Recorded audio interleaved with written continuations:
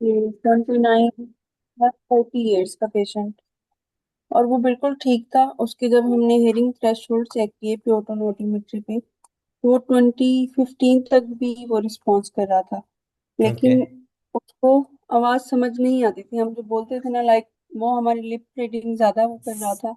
उसको समझ नहीं आ रही थी कि हम क्या बोल रहे हैं। उसको पता था कोई बोल रहे, लेकिन उसको वर्ड की अंडरस्टैंडिंग नहीं हो रही थी। शाबाश, ठीक हो गया। आप जरा गौर करें, ये वो लोग होंगे जिनको कि हेयरिंग का प्रॉब्लम नहीं होता। अगर आप उनकी हेयरिंग चेक करेंगे तो हेयरिंग बिल्कुल नॉर्मल निकलेगी। प्रॉब्लम क्या है? प्रॉब्लम यह है कि ब्रेन के जो हायर स्ट्रक्चर्स हैं, जो कि आवाज़ को लफ्ज़ों के साथ अटैच करते हैं, इनका वो प्रोसेस ख़राब होता है। जिस तरीके ऊपर वाला आपने देखा कि उन लोगों को लिखे हुए अल्फाज की समझ नहीं आती, पिक्चर्स की समझ नहीं आती, लैंग्वेज प्रोसेसिंग का डिसऑर्डर था। ठीक है, लेकिन यहाँ पर क्या हो रहा है कि ऑडिटरी प्रोसेसिंग डिसऑर्डर में जो सेंट्रल प्रोसेस है, यानी कि जो ब्रेन है, बेसिकली वो फंक्शन नहीं कर पा रहा कि साउंड्स को मीनिंग्स के साथ वो अटैच कर सके। देखो, हमारे अंदर बहुत सारी सेंसिबिलिटीज है ना, तो उसमें जो दो बहुत इंपॉर्टेंट है, वो एक विजन है और एक हेयरिंग है। तो हम देखते हैं, आंख का अपना काम है, लेकिन ब्रेन का अपना काम है। आप जो कुछ देखते हैं वो आंखों से नहीं देखते, ब्रेन से देखते हैं। आप जो कुछ सुनते हैं वो कानों से नहीं सुनते, बल्कि ब्रेन के फंक्शन की वजह से सुनते हैं, जिसकी वजह से आपको वो लफ्ज समझ आ जाता है। देखो ना, जानवर सुन रहे हैं ना, जानवर भी सुनते हैं, जानवर डेफ तो नहीं होते हैं, लेकिन उनकी लैंग्वेज प्रोसेसिंग एरिया अच्छा नहीं है, लिहाजा उनको आपकी लैंग्वेज नहीं समझ आती। बिल्कुल इसी तरीके से ब्लाइंड जो है, उसकी तो आंख का लेंस ही खराब है ना। उसके तो कोई ऐसी जो उसके सेंसरी इनपुट्स ही खराब है, जिसकी वजह से वो देख नहीं पाता।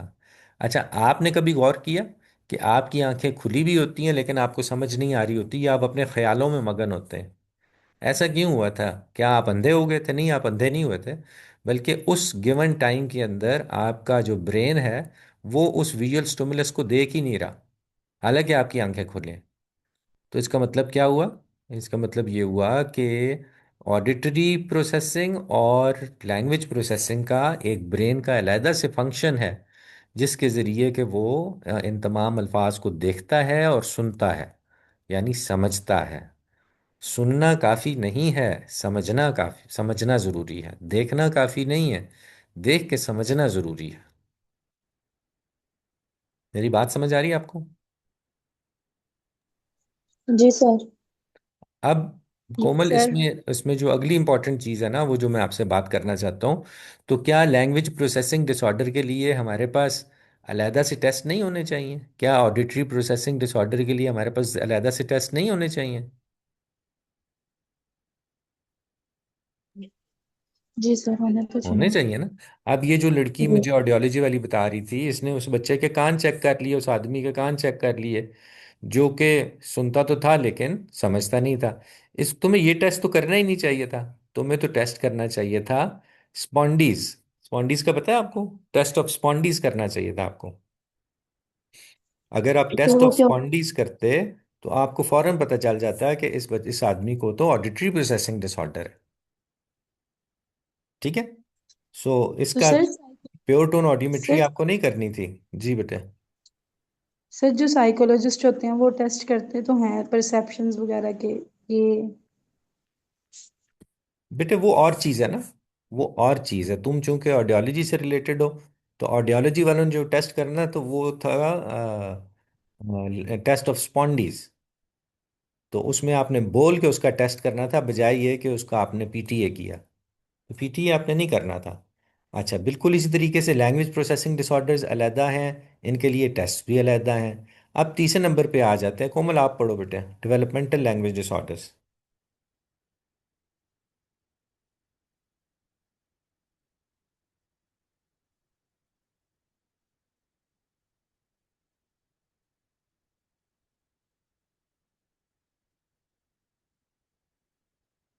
हम ना, आप पढ़ लो बेटे।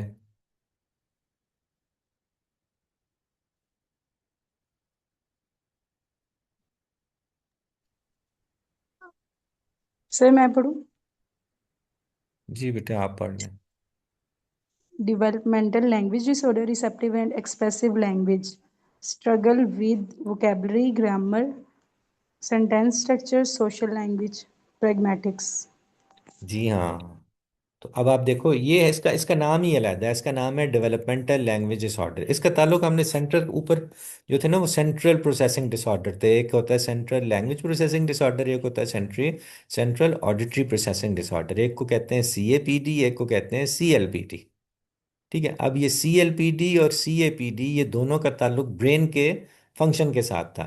लेकिन डेवलपमेंटल लैंग्वेज डिसऑर्डर जो है, इसका ताल्लुक ब्रेन के साथ नहीं है, बल्कि इसका ताल्लुक जो है वो बच्चे के लर्निंग स्टाइल के साथ है। छोटा बच्चा है, वो इतनी जल्दी से तो अल्फाज नहीं सीख जाता है। पहले वो आवाज़ें बोलता है, फिर वो 1 वर्ड स्टेज, फिर 2 वर्ड स्टेज, फिर 3 वर्ड स्टेज, आहिस्ता आहिस्ता चलता है ना। तो उसके तो अपना एक डेवलपमेंट का पैटर्न है। जैसे जब फिजिकल डेवलपमेंट होती है तो बच्चा पहले दिन ही तो उठ के भाग नहीं पड़ता। सो ग्रेजुअल है, गर्दन उठाएगा, उल्टा होके लेटेगा, बैठेगा, खड़ा होगा, चलेगा, फिर भागेगा। तो ये डेवलपमेंट की रिक्वायरमेंट थी। तो यही सिचुएशन यहाँ पर है कि बाज़ बच्चे जो हैं उनकी जो डेवलपमेंट है वो स्लो हो जाती है किसी भी वजह से। डेवलपमेंट हो तो रही होती है लेकिन स्लो है, डिलेड है, जिसकी वजह से उसको वोकेबलरी के इश्यूज आ सकते हैं, ग्रामर के, सेंटेंस स्ट्रक्चर के और प्रैग्मेटिक्स के इशू आ सकते हैं। दिस इज़ नॉर्मल, ये ऐसा ठीक है। वो बच्चा डिले ज़रूर हो सकता है, लेकिन आप उसको CAPD की कैटेगरी में नहीं डाल सकते, CLPD की कैटेगरी में नहीं डाल सकते। तो यहाँ पर अगर हमारे पास एक माइलस्टोन के हिसाब से टेस्ट अवेलेबल हो, फॉर एग्जांपल 2 साल वाला बच्चा इतना बोलता है, 3 साल वाला इतना बोलता है, 4 साल वाला इतना बोलता है, अगर आपके पास ये टेस्ट हैं, आपके पास स्कोर्स हैं, तो आप किसी भी बच्चे की डेवलपमेंट को अंदाज़ा कर सकते हैं कि वो 1 स्टैंडर्ड डेविएशन पीछे है, 2 स्टैंडर्ड डेविएशन पीछे है। ये आप अगर याद करें ना, जो हमारा पहला लेक्चर था जिसमें हमने साइकोलॉजी को इस्टेब्लिश किया था कि साइकोलॉजी कैसे मदद करती है, तो यहाँ पर डेवलपमेंटल लैंग्वेज डिसऑर्डर्स को हम इस तरीके से देखते हैं। चौथा जो है वो रिसेप्टिव लैंग्वेज डिसऑर्डर है, जिसके अंदर अंडरस्टैंडिंग की प्रॉब्लम होती है। और पांचवा है प्रोडक्शन के हिसाब से प्रोड्यूसिंग लैंग्वेज डिसऑर्डर, जिसको कि आप एक्सप्रेसिव लैंग्वेज डिसऑर्डर कहते हैं। तो इन दोनों के अंदर बाज़ औक़ात लैंग्वेज समझने में प्रॉब्लम हो रही है, और बाज़ औक़ात लैंग्वेज अदा करने में, बाज़ औक़ात ग्रामर की गलती है, बाज़ औक़ात डायरेक्शन की गलती है। तो ये 5 किस्म के जो डिसऑर्डर है, ये सारे अम्ब्रेला के अंदर हमने आपके साथ शेयर किए थे। किसी लड़की ने सवाल भी किया था इसका इनका फ़र्क, तो ये आपके लिए ये इंफॉर्मेशन इंशाल्लाह ताला हेल्पफुल हो जाएगी। मुझे बताइए जी, ये लड़की कौन सी है जी? फरजाना मज़हर और बिस्मा और फिज़ा भट्ट। आप लोग बताएं बेटे, आपको यहाँ से क्या समझ आई है इस स्लाइड से?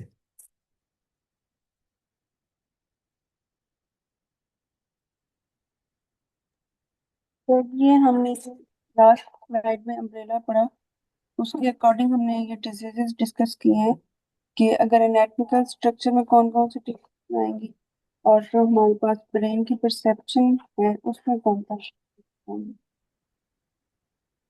अच्छा, ज़रा मुझे ये बताओ, इसमें से एनाटॉमिकल कौन सा था इन सब के अंदर? सर,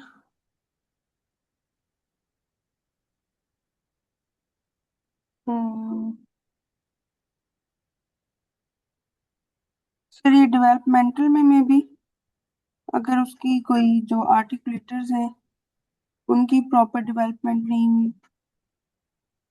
नहीं मेरा बेटा, इनमें कोई भी नहीं है एनाटॉमिकल। ठीक है, तो इनके अंदर कोई भी एनाटॉमिकल ओरिजिन वाला नहीं है। ये सारे के सारे लैंग्वेज के साथ ताल्लुक है, इनका ताल्लुक ब्रेन के साथ है। ब्रेन का स्लो होना या ब्रेन का काम ना करना, इनका ताल्लुक फोनोलॉजिकल डिसऑर्डर्स के साथ है, इनका ताल्लुक एनाटॉमिकल डिसऑर्डर्स के साथ नहीं है। Phonological okay. डिसऑर्डर्स ब्रेन को साथ रिलेटेड है। जो आर्टिकुलेशन डिसऑर्डर्स हैं वो आर्टिकुलेटर्स के साथ ताल्लुक है उनका। अच्छा मुझे बताओ, इसमें कोई डिसआर्थरिया का केस भी होगा इनके अंदर?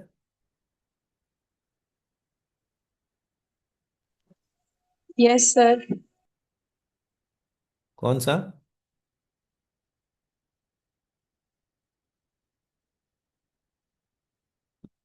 ये प्रोड्यूसिंग लैंग्वेज में। जवेरिया, इनमें कोई भी डिसऑर्डर जो है वो डिसआर्थरिया या अप्रैक्सिया का नहीं है। ये सारे के सारे लैंग्वेज डिसऑर्डर्स हैं। इनमें ना प्लानिंग का फुकदान है, ना प्रोडक्शन का फुकदान है। सिर्फ ब्रेन उस तरीके से काम नहीं कर रहा, ये सारे के सारे नर्वस सिस्टम के साथ आपके साथ रिलेटेड है। बाजुकात okay nervous sir. System language को बिल्कुल प्रोसेस नहीं करता, बाजुकात ऑडिशन को प्रोसेस नहीं करता, और बाजुकात वो तेज़ या स्लो हो सकता है, लेकिन ये वो चीज़ें नहीं है पुत्र। Okay okay. सर। सर ये जो आपने लास्ट पढ़ाया था, मुझे लगा शायद ये प्रोड्यूसिंग लैंग्वेज उसी ये में है, आता हो। नहीं, इसका ताल्लुक है, देखो ना, डिफिकल्टी इन वोकेबलरी, उसको अल्फाज नहीं मिलते। अब अल्फाज ना मिलना और अल्फाज अदा ना कर सकना ये अलहदा चीज़ है। ग्रामर एंड ऑर्गेनाइजिंग थॉट्स, ख्यालात को ऑर्गेनाइज करना, ये आर्टिकुलेशन के साथ तो इसका ताल्लुक नहीं है ना। आई सर बात ज्यादा समझ? ये परसेप्चुअल में आ रहे हैं ज्यादा। ये सारे के सारे परसेप्चुअल में आएंगे, ठीक है। ओके ये सर। जो अम्ब्रेला की राइट साइड थी उसके साथ इनका ताल्लुक है पुत्र। Okay sir. Thank you. अच्छा जी, आगे चलते हैं। यहाँ तक किसी को बात समझ नहीं आई तो पूछ लें बेटे।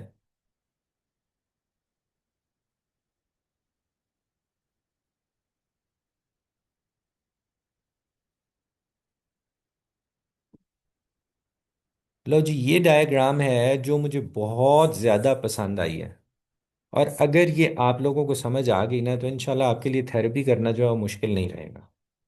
ये इक्वली इम्पॉर्टेंट है ऑडियोलॉजिस्ट के लिए भी, और ये इक्वली इम्पॉर्टेंट है स्पीच थेरेपिस्ट वालों के लिए भी। तो आपने गौर से देखना है मेरा बच्चा इन चीज़ों को। सर इसको थोड़ा सा जूम कर मैं दें। जूम करता हूँ, लेकिन आपकी तवज्जो पहले मुझे चाहिए कि आप सब लोग जो है ना वो एक्टिवली पार्टिसिपेट करें। मैं किसी से भी सवाल करूंगा और आप जो जवाब नहीं देगा उसको एब्सेंट मार्क करना है। तुम सब में से एक्टिव कौन था? सबसे पहले किसने ज्वाइन किया था?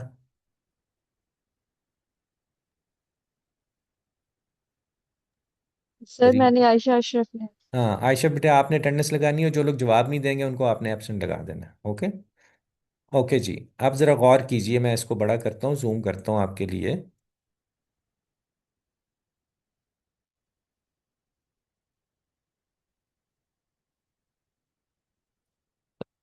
लो जी, सबसे पहले मैंने आपको पहले ही बताया था कि स्पीच डिसऑर्डर्स जो हैं वो दो जगह से रिपोर्ट होते हैं। या तो पेरेंट्स रिपोर्ट करते हैं अर्ली, या फिर जो पीडियाट्रिक्स होते हैं, जो बच्चों के डॉक्टर होते हैं, वो आपको रेफर कर देंगे कि ये बच्चे का ऐसे हिस्ट्री है। या फिर आपको स्कूल एज वाले, लेटेस्ट स्टेज पे स्कूल वाले भेजते हैं। इन तीनों केसेस के अंदर जो कंसर्न होता है वो ये होता है कि सस्पिशन होता है उन्हें। सस्पिशन होता है, खौफ, एक शक होता है कि एक बच्चा जो है वो अपने एज अप्रोप्रिएट लैंग्वेज का नहीं है, उसका एज अप्रोप्रिएट लैंग्वेज उसके पास नहीं है। अगर ऐसी कोई भी चीज़ हो, अगर ऐसी कोई भी चीज़ हो जिसमें बच्चा लैग करता हो लैंग्वेज माइलस्टोन्स को, तो सबसे पहला काम लिखा हुआ है, ऑब्लिगेटरी है ये लाजमी है आपके ऊपर कि आप उसकी ऑडियोमेट्रिक असेसमेंट कराएं।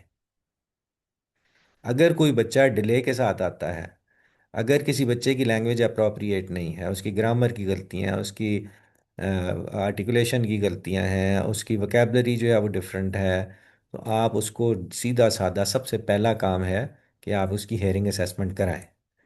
अगर हेयरिंग असेसमेंट के ज़ाहिर दो जवाब आएंगे, या तो उसको हेयरिंग लॉस होगा और या नहीं होगा। अगर उसे हेयरिंग लॉस है तो सबसे पहला काम जो है वो आप उसकी हेयरिंग ठीक कराएं। उसके बगैर आपको थेरेपी करने का कोई फ़ायदा नहीं है।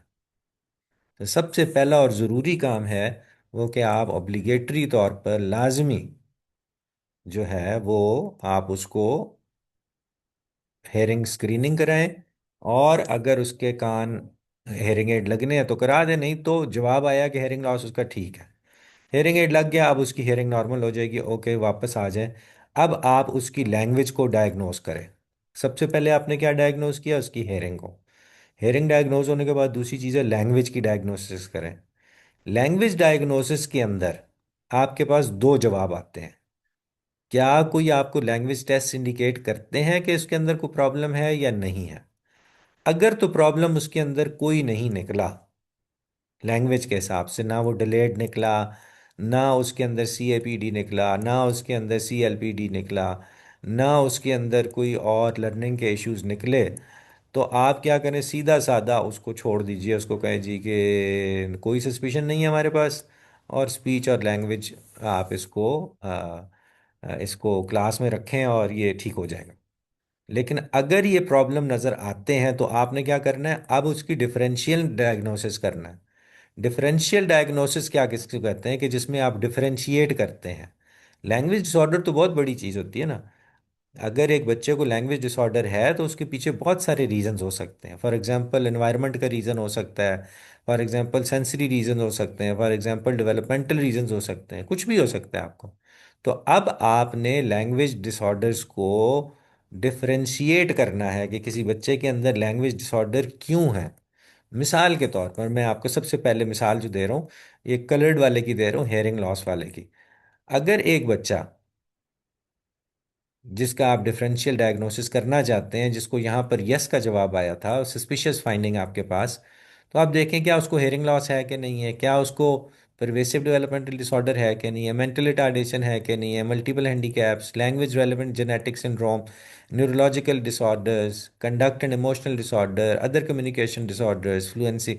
आपको ये सारी चीज़ें एवेलुएट करनी पड़ेंगी। सेंसरी पार्ट्स में लर्निंग के इशू से ये आपने सारी की चीज़ें उसकी देखी।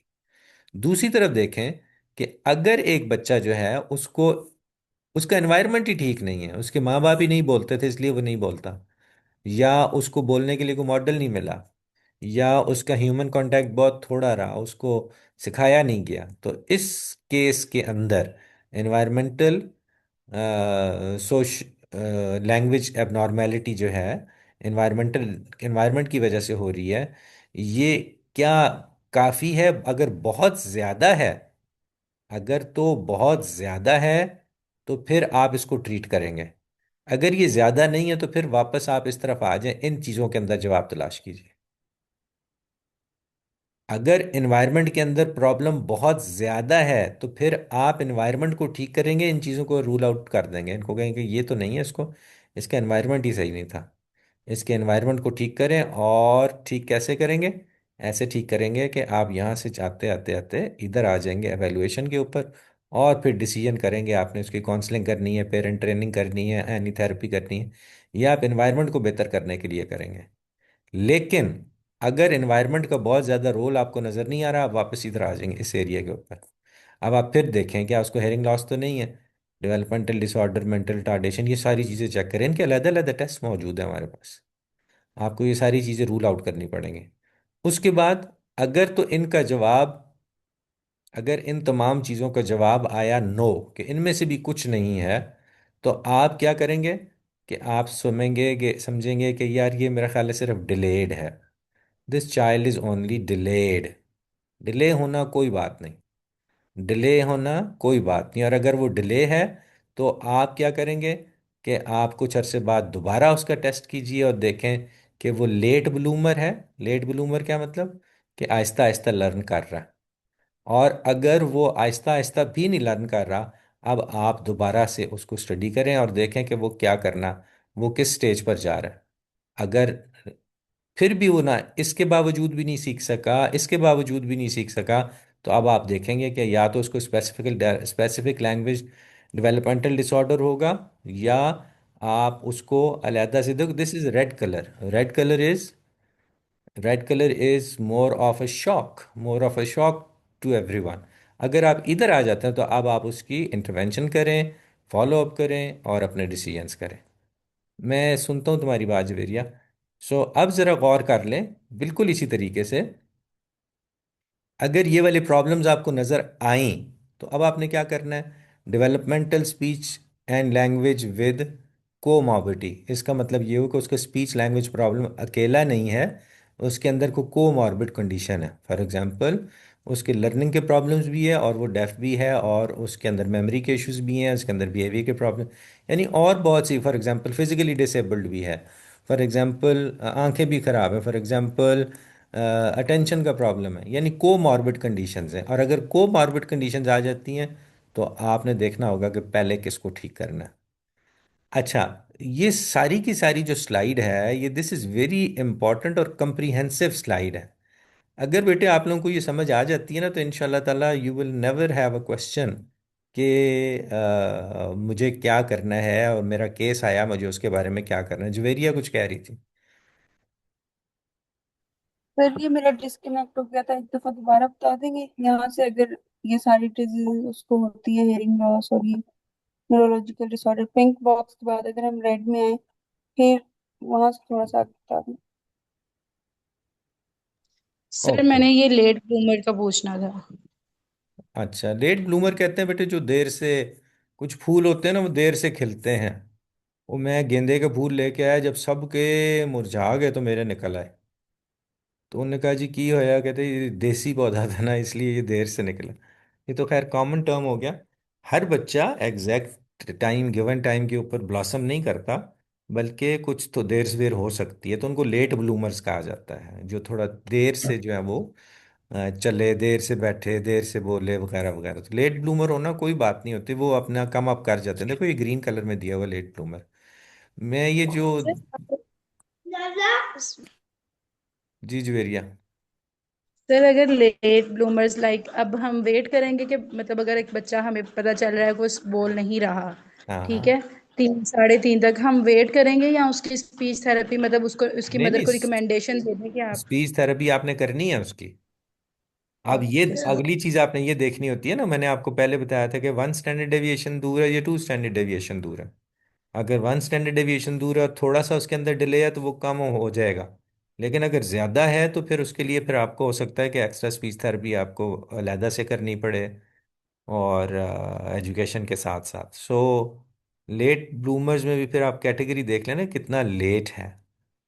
ठीक है, अगर वो यहीं पर आपको साइकोलॉजी का जो कॉन्सेप्ट पढ़ाया था, 1 स्टैंडर्ड डेविएशन और 2 स्टैंडर्ड डेविएशन। अच्छा, मैं इसको ना दोबारा से आप लोगों के लिए एक दफ़ा रिपीट करने की कोशिश करता हूँ ताकि आपको समझ आ जाए। देखो बेटे, सबसे इम्पोर्टेंट चीज़, जब कभी भी आपके पास कोई ऐसा केस नज़र आता है जो कि लैंग्वेज के साथ मुतल्का है, आर्टिकुलेशन वाले तो आपको फौरन नज़र आ जाते हैं ना। एक बच्चा तोतला बोल रहा है या एक बच्चा स्टैमरिंग कर रहा है, वो तो सबको नज़र आ जाएगा, जब भी वो बोलेगा तो नज़र आ जाएगा। उसमें तो डायग्नोसिस का इतना प्रॉब्लम है ही नहीं, वो तो स्पीच डिसऑर्डर है। या एक बच्चे की आवाज़ बहुत ज़्यादा मोटी है, पता लग रहा है। एक बच्चे की आवाज़ हाइपर नेजल है, वो तो पता लग रहा है आपको। लेकिन लैंग्वेज के जो प्रॉब्लम्स होते हैं वो हमें एज सच नज़र नहीं आते। उनके लिए आपको डीप रूटेड चीज़ें देखनी होती है। फॉर एग्जांपल, एक बच्चा जो उसको जो कि सस्पिशियस है, जिसकी जब स्क्रीनिंग की गई तो हमें ऐसे लगा कि इसकी तो असेसमेंट होनी चाहिए। सबसे पहले होती है स्क्रीनिंग, उसके बाद होती है असेसमेंट। तो स्क्रीनिंग में हमें पता चला यार मेरा ख्याल है इस बच्चे को ना रेफर करना चाहिए फलानी जगह पर। अच्छा जी, फलानी जगह पर जब वो जाता है या आपके पास आता है तो सबसे पहले वो आप मुझसे वो है केस हिस्ट्री लेते हैं, जी हाँ भी की होया, तो अनु किसके में शक पिया, वो जी मेरे पहले बच्चे बोलते थे ये नहीं बोल रहा, फलान दी ये जो भी उसने आपको हिस्ट्री दी। हिस्ट्री के बाद जो पहला आपका काम होना चाहिए वो होना चाहिए लैंग्वेज डिले के केसेस में कि आप उसकी हेयरिंग स्क्रीनिंग कराएं। अब जैसे ही आप हेयरिंग स्क्रीनिंग कराएंगे तो दो काम होंगे, या उसको हेयरिंग का प्रॉब्लम होगा या नहीं होगा। हेयरिंग का प्रॉब्लम है तो हेयरिंग एड लगा दे, क्योंकि उसके बगैर उसने फ़ायदा नहीं उठाना। इस बच्चे का फिर प्राइमरी प्रॉब्लम क्या हुआ?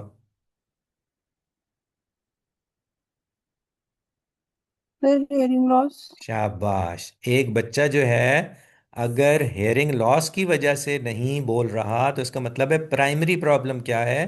The child has hearing loss, तो आप प्राइमरी प्रॉब्लम को दूर करेंगे ना। तो लिहाजा आपने उसके हेयरिंग एड लगा दिया, उसका प्राइमरी प्रॉब्लम दूर हो गया। जब प्राइमरी प्रॉब्लम दूर हो गया तो उसके बाद अब उम्मीद है कि वो बच्चा रिकवर कर जाएगा। अच्छा जी, हमने हेयरिंग एड भी लगा दिया, अब हमने ये देखना है कि आप ज़रा लैंग्वेज को मज़ीद ज़रा स्क्रीन आउट करें, रूल आउट करें। तो उसको जब आप देखते हैं तो आपके पता चलता है कि हमारे बच्चे की लैंग्वेज की जो सिचुएशन है वो भी कोई बहुत मुतासर कुन नहीं है। तो इस केसेस में अब आपको डिफरेंशियल डायग्नोसिस करना है। डिफरेंशियल डायग्नोसिस, डिफरेंशियल डायग्नोसिस से मुराद है कि तफसील से आपने उसको डायग्नोस करना है कि लैंग्वेज में मसला क्या है इसका। लैंग्वेज के मसाइल कौन कौन से हो सकते हैं? अब लैंग्वेज के मसाइल दो किस्म के हो सकते हैं बेटे। नंबर वन, या तो एनवायरमेंटल हो सकते हैं, या हेयरिंग लॉस हो सकते हैं, या डेवलपमेंटल हो सकते हैं। तीन किस्म के, एनवायरमेंटल, सेंसरी, या develop. Environmental development sensory, environmental development sensory, environmental developmental sensory. Hearing loss देख लें, साइकोलॉजिकल इश्यूज देख लें, उसकी लर्निंग देख लें, मेंटल रिटार्डेशन देख लें, कोई डिफरेंट मल्टीपल हैंडीकैप्स हैं उसके, कोई न्यूरोलॉजिकल डिसऑर्डर, बहुत सारी चीज़ें। अगर तो मेरे पुत्र ये वाली चीज़ें नज़र आती हैं, अगर ये वाली चीज़ें नज़र आती हैं पिंक कलर वाली, तो इसके साथ साथ आपने इसका इसका मतलब क्या हुआ कि इस बच्चे को डेवलपमेंटल डिसऑर्डर्स हैं। इस बच्चे को डेवलपमेंटल डिसऑर्डर्स हैं। किस वजह से? कोमॉर्बिडिटी की वजह से। यानी कि उसको, वो मेंटली रिटार्डेड भी है, लैंग्वेज डिसऑर्डर भी है, हियरिंग लॉस भी है, लैंग्वेज डिसऑर्डर भी है, न्यूरोलॉजिकल डिसऑर्डर्स भी हैं, लैंग्वेज डिसऑर्डर। इस केस में अब आप क्या करेंगे? You will move on, you will move on straight away to evaluation and judgement of the finding. इसमें से प्रॉपर डायग्नोसिस जो भी होगा, उस डायग्नोसिस को भी ट्रीट करना है, और फिर आपने उसकी स्पीच थेरेपी करनी है। लेकिन इन केस कि इनमें से कोई भी चीज नहीं पाई आपने, इनमें से आपने कोई भी चीज नहीं पाई, इसके अंदर भी कोई ना एनवायरनमेंट के अंदर प्रॉब्लम था, ना हियरिंग लॉस के अंदर कोई प्रॉब्लम, ना इन को मॉर्बिड कंडीशन के अंदर प्रॉब्लम था, तो अब क्या हुआ कि जब आप लैंग्वेज डायग्नोस्टिक कुछ अरसे बाद दोबारा करेंगे, तो या तो वो बच्चा बोल रहा होगा, कुछ अरसे बाद वो ठीक हो जाएगा, जिसको कि आप कहेंगे लेट ब्रूमर। अगर ये कुछ अरसे बाद भी वैसे का वैसा ही रहे, तो अब आपने ये देखना है कि उस बच्चे को specific developmental disorder speech and language, अब इसको कहेंगे SLI। इसको क्या कहा हमने? SLI, specific language impairment. Specific language impairment को फिर आप इस तरफ ले जाएंगे। लेकिन अब जो देखने वाली चीज़ है वो ये कि या तो एनवायरनमेंट की वजह से अगर कोई बच्चे का प्रॉब्लम है तो एनवायरनमेंट ठीक करें। ये देखें, एनवायरनमेंट की वजह से कोई प्रॉब्लम है तो एनवायरनमेंट ठीक की जाए। अगर कोमॉर्बिड कंडीशंस हैं इंटरव्यू था, कहता तो तो भाई बाप खामोश हो जाएं मान प्लीज। जाता मैंने पहले ही कहा था कि जब थप्पड़ पड़ेगा तो उसमें असर पड़ना है, तो जिंदगी तौर पर क्या रहना है कि सारी जिंदगी अब्बा ने कभी नहीं माना। फिर शुक्रिया रुकैया। अच्छा, क्या बात हो रही थी यार?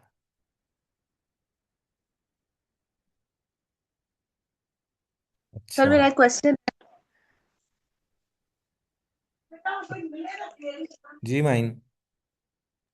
सर अगर बच्चे को मॉडरेट लेवल का हेयरिंग लॉस है और हम्म। पेरेंट्स एक्सेप्टेंस मोड में नहीं है तो हमारी स्पीच थेरेपी बिल्कुल भी इफेक्टिव नहीं होगी।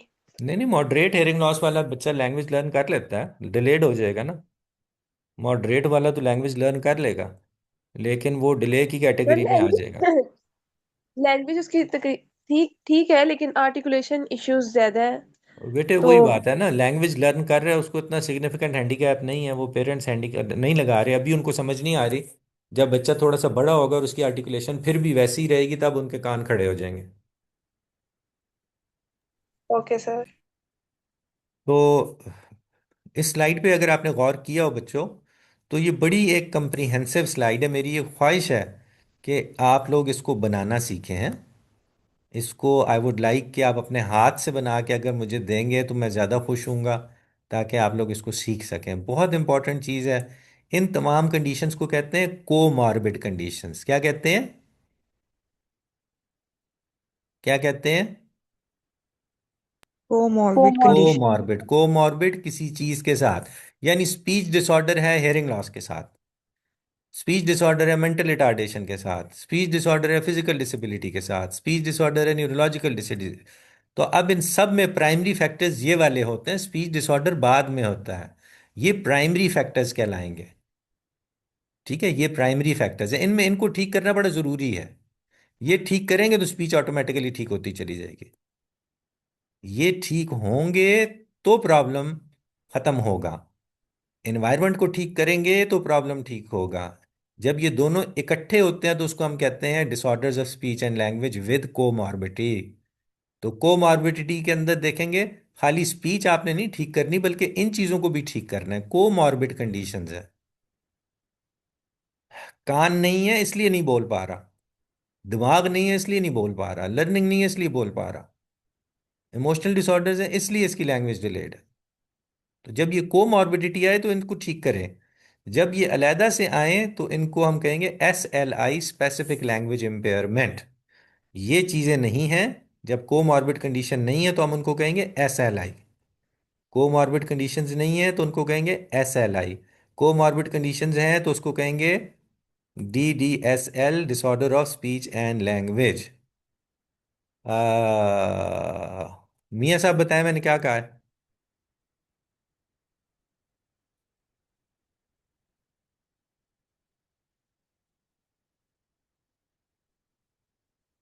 कोई और बता दे बेटे। सर आपकी आवाज किस सर आपकी आवाज कट रही सो भी आवाज नहीं कट रही, आपका ध्यान पता नहीं किस तरफ है।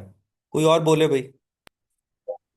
सर सॉरी मैं सर मेरे पास रश है बहुत ज्यादा इस वजह से मैं नहीं ज्यादा बोल। कोई और बोले भाई। सर आपने बताया कि अगर कोमॉर्बिडिटीज नहीं होंगी तो वो SLI होगा, स्पेसिफिक शाबाश। Language disorder. अगर कोमॉर्बिडिटीज होंगी तो वो ये जो रेड बॉक्स में है ये एक्सपेक्टेड हो सकती है सर। एक्सपेक्टेड नहीं, यही होंगी। या तो कोमॉर्बिड कंडीशंस होंगी, उसको आप कहेंगे disorder of speech and language. Disorder of speech and language अगर कोमॉर्बिडिटीज होंगी, अगर कोमॉर्बिडिटी नहीं होगी तो SLI कहेंगे। SLI से क्या मुराद है कि इस बच्चे को कुछ भी नहीं है, ये बिल्कुल ठीक है, सुनता भी है, समझता भी है, देखता भी है, चलता भी है, सोशल भी है, फलाना भी है, ढींगना भी है, सारी चीज़ें इसके अंदर हैं, लेकिन फिर भी नहीं बोल रहा। हम इसको कहेंगे SLI, स्पेसिफिक लैंग्वेज इम्पेयरमेंट। इसमें इस बच्चे की इन्वायरमेंट को आप ठीक करें, ये बच्चा बेहतर होना शुरू हो जाएगा। काउंसलिंग करें, लैंग्वेज थेरेपी करें, वो बिल्कुल फर्स्ट क्लास हो जाएगा।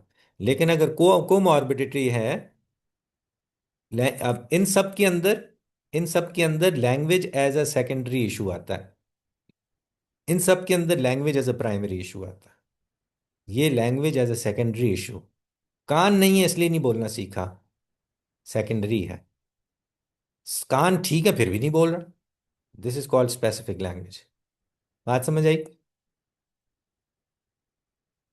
Yes, sir. Any questions?